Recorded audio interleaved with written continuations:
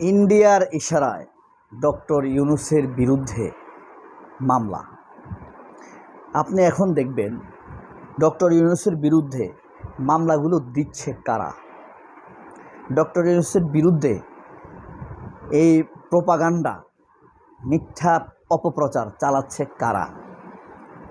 আবার ডক্টর ইউনূসের ব্যাপারে আদালতে কোন কোন সংবিধান বিশেষজ্ঞ বিবৃতি দিচ্ছে এবং সেগুলো নিয়ে কোন কোন পত্রিকা এবং টেলিভিশন চ্যানেল নিউজ করতেছে, নিউজগুলোর স্টাইল কি, এগুলো দেখলে আপনি কিন্তু ক্লিয়ার বুঝতে পারবেন ডক্টর ইউনূসের বিরুদ্ধে যে মামলা, প্রোপাগান্ডা, অপপ্রচার চালানো হচ্ছে সেগুলো সম্পূর্ণ ইন্ডিয়া এবং আওয়ামী লীগের একদম সরাসরি প্রত্যক্ষ নির্দেশনা হচ্ছে। ইন্ডিয়ান এমবেসির এনওসি নিয়ে হচ্ছে, নো অবজেকশন সার্টিফিকেট যাকে বলা হচ্ছে, তাদের এনওসি নিয়েই এসব হচ্ছে। কারণ কি,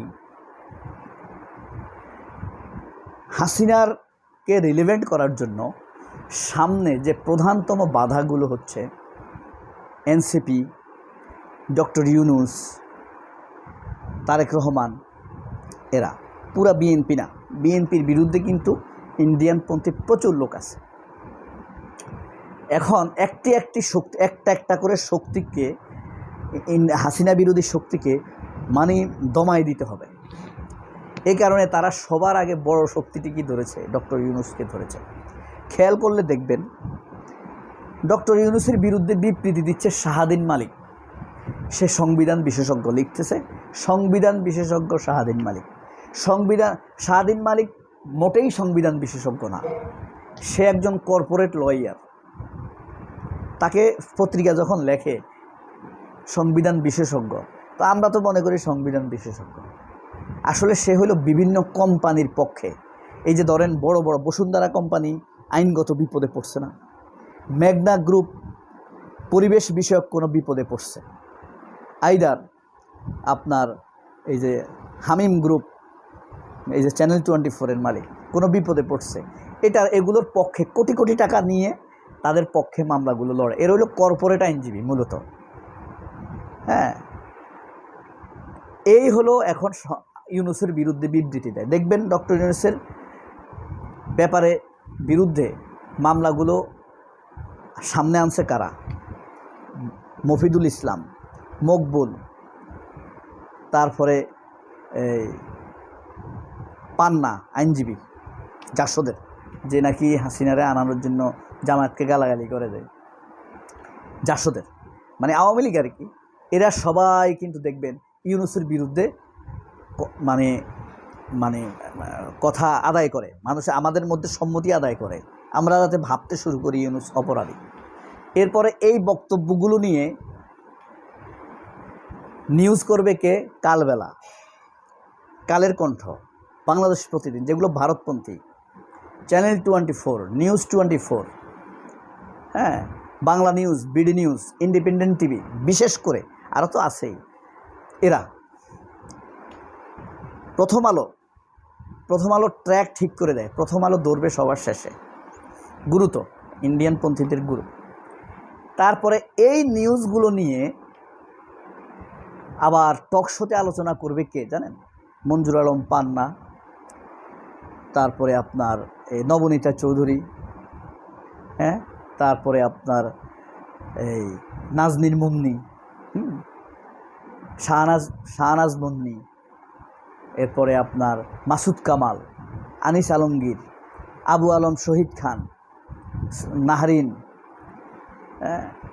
রুমিন ফারহানা টোকা মারে উপর থেকে। এরা টেলিভিশনে এই ব্যাপারগুলো আনবে। তাহলে আমরা পত্রিকায় দেখি, টকশোতে এদের মধ্যে আলোচনা শুনি, আবার টেলিভিশন নিউজে শুনি, তখন আমাদের মধ্যে ধীরে ধীরে গেঁথে যাবে ডক্টর ইউনূস একজন অপরাধী। ডক্টর ইউনূসের বিরুদ্ধে দেখেন সর্বশেষ যে অভিযোগটা আনা হয়েছে 366 ধারার ফৌজদারি, 366 ধারার 209-এর 179-2-এর উন্মুক্ত ধারা অনুযায়ী যে ইউনূসের বিরুদ্ধে যে রায়, শাহাদিন মালিকের কথা অনুযায়ী ইউনূসেরকে যে মামলাগুলো থেকে খালাস দিছে ইন্টারিম সরকারের সময় আদালত, সেগুলো খাস কামরায় বসে খালাস দেওয়া হয়েছে। কত জারুয়া, কত রকম, কোন লেভেলের সুরের বাচ্চা দেখেন, কোন লেভেলের বান্দির পুচ্ছে।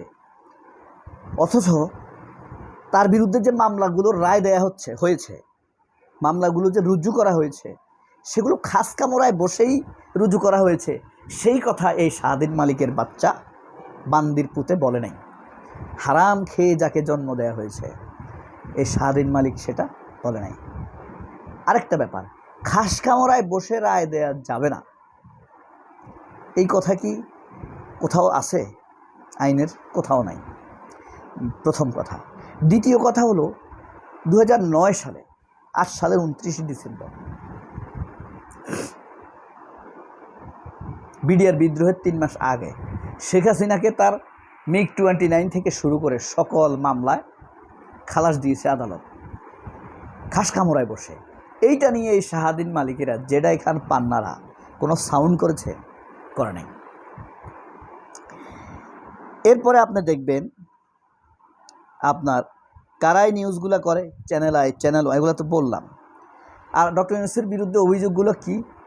প্রথমে ভুয়া ফটোকার্ড প্রচার করবে, এ গোলাম মওলা রনিরা, তারপরে আপনার নাহেরিনেরা, হ্যাঁ, প্রথমে আনবে টাকা পাচার, ডক্টর ইউনূস টাকা পাচার করেছে।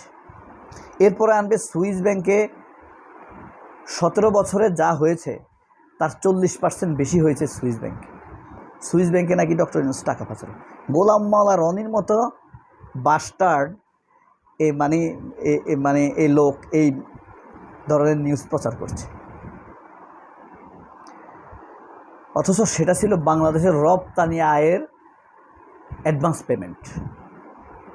ডক্টর ইউনূসের সময়ে বাংলাদেশের পণ্য আমদানি রপ্তানিতে কোনো ডলার সংকট দেখা দিয়েছে? দেখা যায় নাই। বিদ্যুৎ নিয়ে কোনো সমস্যা দেখা দিয়েছে? দেখা যায় নাই। পণ্য দ্রব্যের দাম নিয়ে কোনো সমস্যা দেখা দিয়েছে? দেখা যায় নাই, কোনো সমস্যা দেখা যায় নাই। জিনিসপত্রের দাম, আমার জন্মের ইতিহাসে আমি ডক্টর ইউনূসের 25-এর রোজায় সবচাইতে ভালো দেখেছি, 25-এর রমজানে, 26-এর রমজানে। এরপরে ডক্টর ইউনূসের বিরুদ্ধে কারা আদালতে যাচ্ছে খেয়াল করতেছেন আপনি? আপনি হয়তো দেখবেন এই বিএনপি পন্থী, এই আওয়ামী লীগ পন্থী, এরা সব ভারতপন্থী। ডক্টর ইউনূসের বিরুদ্ধে যারা অপপ্রচার করে, আপনি একটা অ্যাসিড টেস্ট সহজ, কোনো রকম পরিশ্রম, পড়াশোনা, গবেষণা না করে আপনি ধরে নিতে পারবেন সে ভারতের দালাল। ডক্টর ইউনূসের বিরোধিতা যে করবে, এবং দেখবেন যে বিরোধিতাগুলো সব অযৌক্তিক বিরোধিতা, স্পষ্টতার আপনি বুঝতে পারবেন। আবার দেখবেন এই মামলাগুলোর খরচ দিচ্ছে কারা। এই মামলাগুলোর আপডেট প্রচার হচ্ছে আবার ইন্ডিয়ার এই সময়ে এনডিটিভি, ইন্ডিয়া টুডে, হ্যাঁ, পত্রিকাগুলোতে। সেই রেফারেন্স দিয়ে বাংলাদেশের পত্রপত্রিকাগুলো আবার আপডেট নিউজ করে। চালাকিটা বুঝতে পারছেন?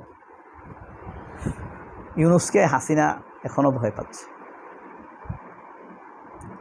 সবাই অনেক ভালো থাকবেন। আল্লাহ ভালো রাখুক আপনাদের। আসসালামু আলাইকুম।